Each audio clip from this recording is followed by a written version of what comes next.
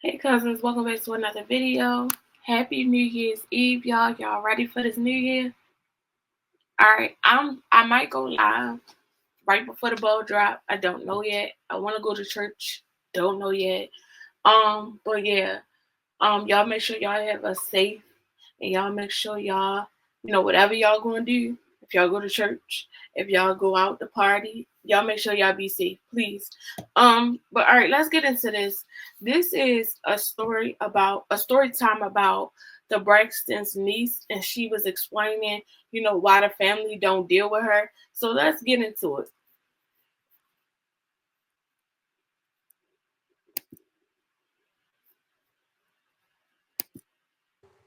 It's like that mood and that. All right. Okay, so I want to tell a story today, and that story is about how one of my aunts in my family do not talk to me because they think that I, at the age of 16, did something with her partner at the time. Mm. And I have been a nervous wreck to talk about something like this and to tell this story. A, because of my family. B, because I don't want people, it's not to hurt people to tell my story. But at the same time, I've been working through this so much in therapy. And this is something that goes way deep to my core in terms of worthiness and how I feel about myself. And it's been such a journey. And it's that moment of my life where I have to like fully confront it and face it and talk about it, but talk about it because I also want to shed light for the women and the men and anybody who has gone through something like this, Right. where you were underage and something in that sort of manner happened in terms of that sort of word of abuse. And I feel like I have to be careful with what I'm saying here because I don't want to be banned from talking about these situations, but also we kind of have to talk about it. I'm also not very good at storytelling and I'm new to all this and I'm also trying to get ready at the same time and tell a story. And I feel like the story is quite complicated and detailed. So, like, bear with me here. But yeah, so one of my aunts does not talk to me because I guess she felt like I did something with her partner at that time. And nothing happened, but I'm going to try to tell the story quickly and also not name any names. And so I was with this aunt for the summer with my sister, and I can't remember how much time had passed since we were there in the summer for a little bit of time to when we got home. And when I think it was my stepmother was going through my phone and she found this conversation, this sort of conversation. And she showed it to my dad, and my dad called that aunt and we spoke about it and we talked about it a little bit.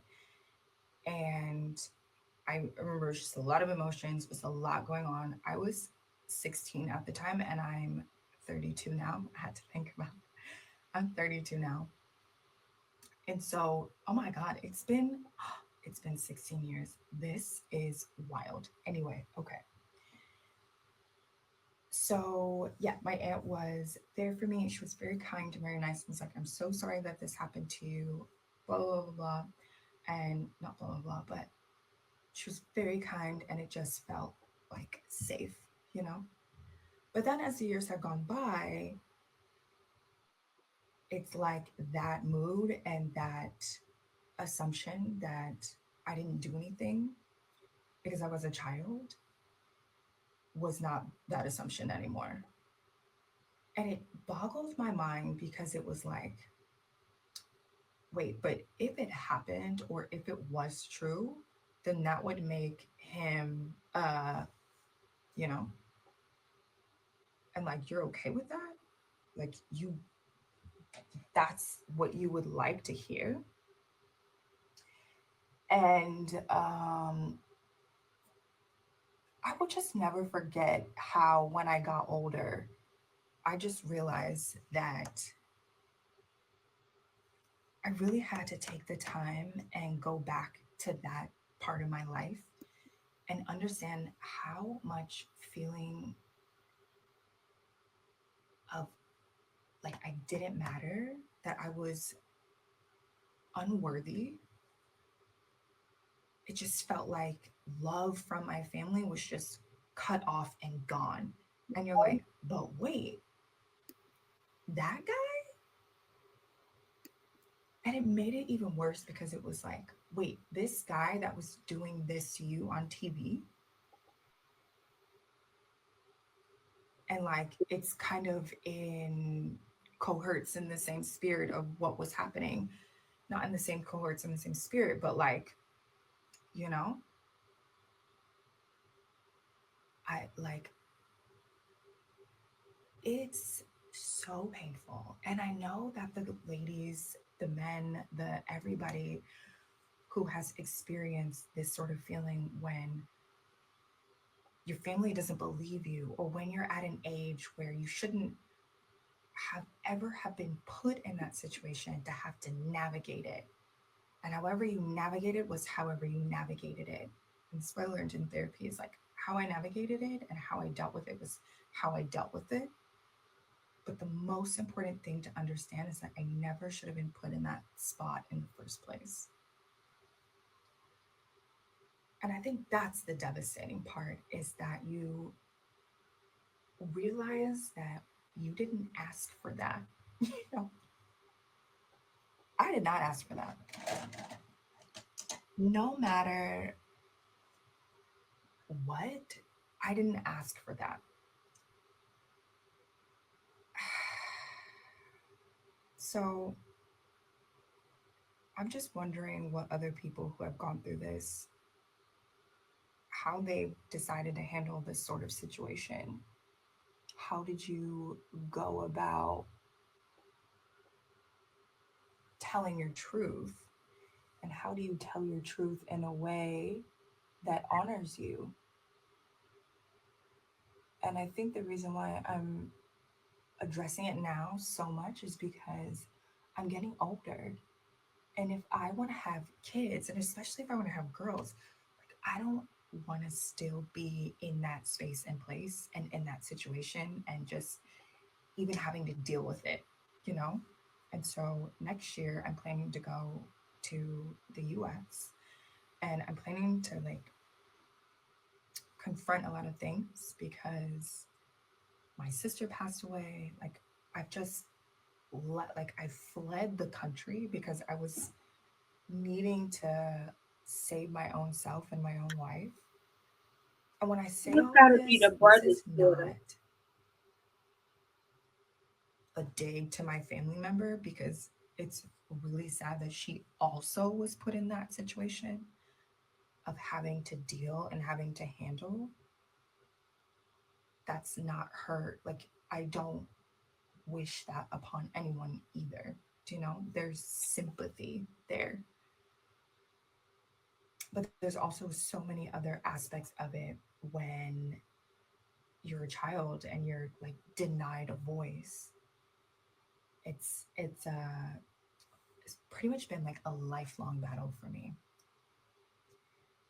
So it's been a journey, but I appreciate spaces like this where I feel like if I talk about it on social media, and I just felt like, I don't know, like I just felt like TikTok was the space and the place to talk about it, and it felt right and it just felt accepted in this community.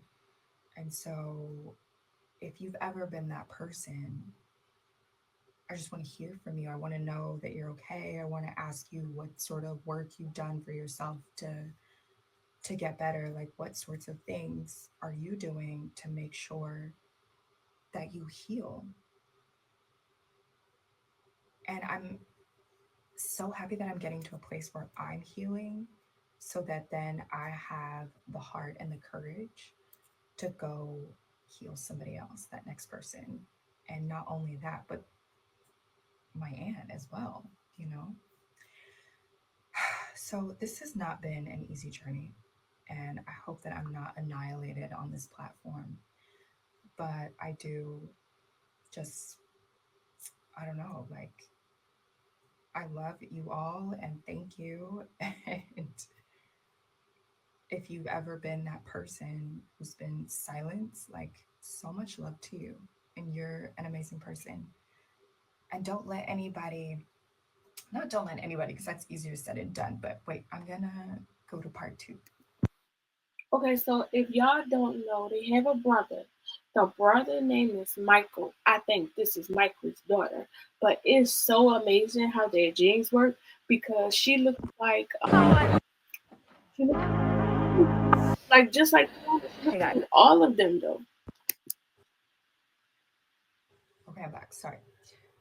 Okay, so this is part two of my aunt doesn't talk to me because she thinks that I did something with her partner.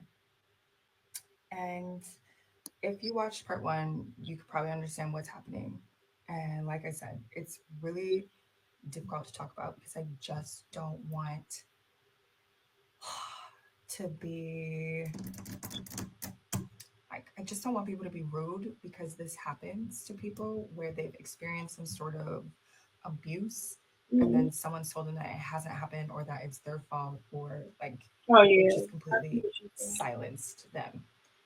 Uh, and this is something that I really honestly sometimes thought was only, or that it was really big in the African American community where we just sweep things under the rug. But then as I like have now lived in Europe for 10 years and I've traveled the world, it happens like it happens across the world, which makes it even more important to talk about because a lot of people are going through this, but they're not allowed to say, or they're embarrassed, or they just feel like it's not something that they can even talk about. So for me, it was difficult because I realized my that my aunt was starting to feel this way that I initiated, or that it was not like I'm a part of the problem to blame. And I was saying before that I never should have been put in that situation as a kid at all, ever, especially when there's an adult involved. But yeah, okay, I was saying that this happens around the world. Uh, and I was asking the people who have gone through something like this to start sharing their stories and to start talking about it because I don't feel like we talk about it enough. And I have a lot of friends who have opened up to me who told me that the same things or that has happened to them. And I hate that we can bond about something like that, but at the same time, I'm so grateful that I can give them a space and a place that they also have a voice because losing your voice about it is no fun.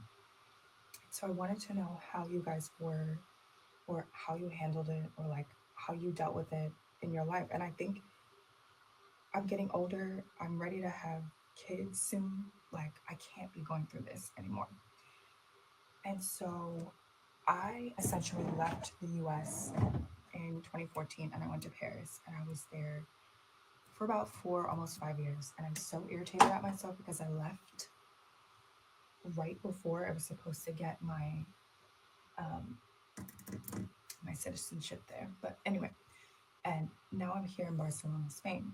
And I've been in Europe for almost like 9 years now. And this subject has just come up for me and my therapy. And I'm addressing it and I'm talking about it and I'm shedding light on it and I'm shedding awareness on it. And I just want to encourage other people to share your story and to find love and to find self love for yourself and for everyone else involved. And just know and understand that it's not your fault. And I know that you did not ask life to give you this because that's like another weird misconception. Is like, I feel like people are like, you asked for it. Like, why would I ask for that? It doesn't make any sense.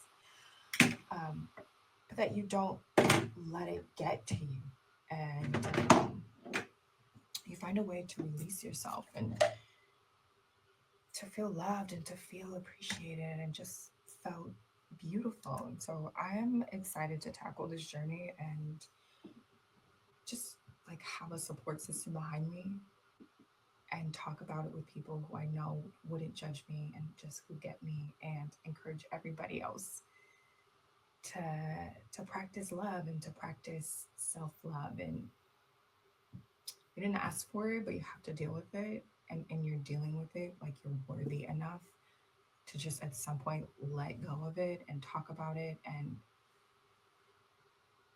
like love yourself. I think one of the most important things that I've done since I've moved to Europe and figured out who I am as a person and let go of maybe what I internally pressured myself to what I thought I needed to be was to find my own, oh gosh, was to find my own values of life. And I feel like, hold on one second.